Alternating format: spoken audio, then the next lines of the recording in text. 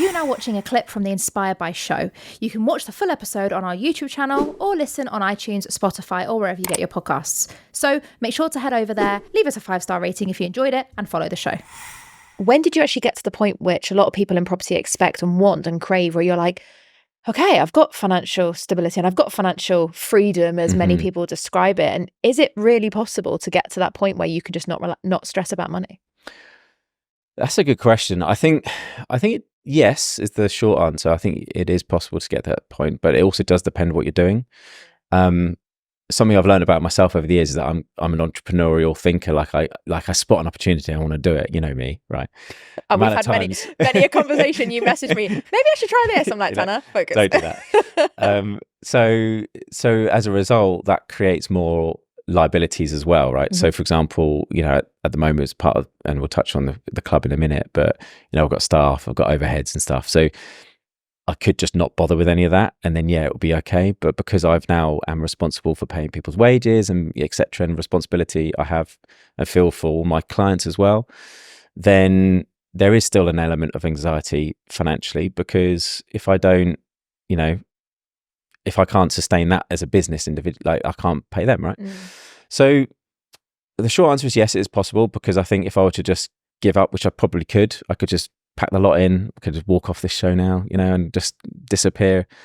It'll be okay and we'll be fine. But that's not who I am. So I'm going to want to keep building, and I'm going to want to keep creating stuff. And I think that is the thing. I'm a creative at the end of the day. So I want to keep creating stuff. And that comes with risk, which then means that you have to offset that with some liabilities and costs and stuff. So, I think the whole financial freedom word or terminology gets too many people. I think you can't control that, but there is such thing, it does exist, where you just don't have to worry about money anymore. But obviously you've got to put in a lot of graft and hard work. It doesn't just land on your lap. Yeah. And it's the period of putting that graft in, which is actually the time which I actually think is the most enjoyable time anyway, because I've tried, we've spoken over the years, like I've tried just not having anything to do. I just go insane. Yeah. I remember when we first met, I think one of the things I remember you saying to me was that, or not to me, we were talking, I remember I was mentoring the speaker training that you were in.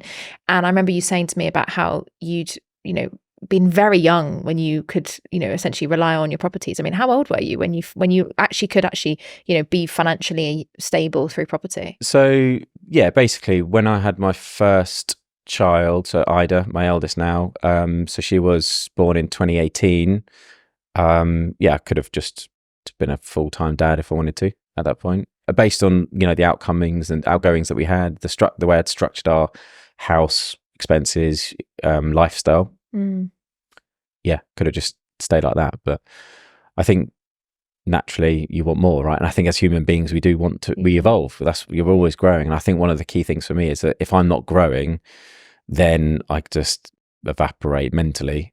So it's then, okay, we'll go to the next stage. The next time you grow, you then take on, your lifestyle expands, so then your costs expand, etc.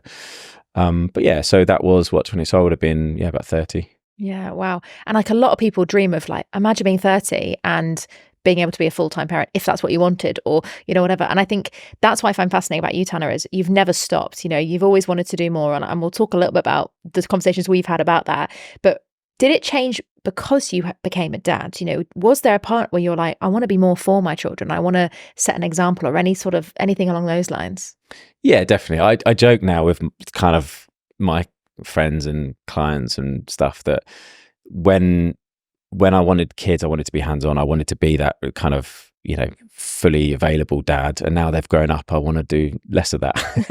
I want to do more jobs. I'll get away from them now.